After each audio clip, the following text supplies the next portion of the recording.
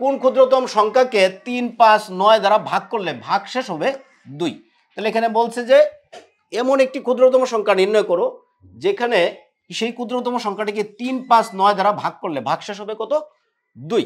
যেহেতু ভাগশেষ 2 এর কথা বলা হয়েছে, তাহলে আমরা কি করব, এখান থেকে এই অপশনগুলো থেকে কিভাবে আমি এই প্রশ্নটার উত্তরটা নিতে পারি।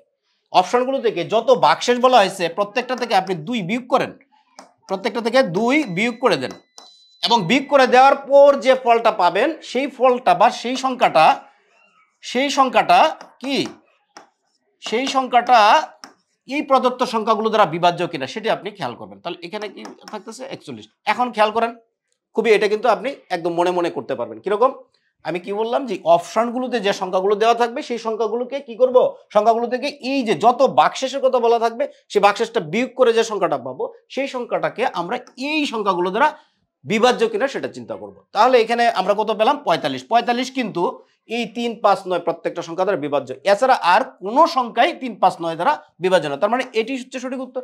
অপশন থেকে কিন্তু আমি এই উত্তরটি নিতে পারছি খুব সহজে।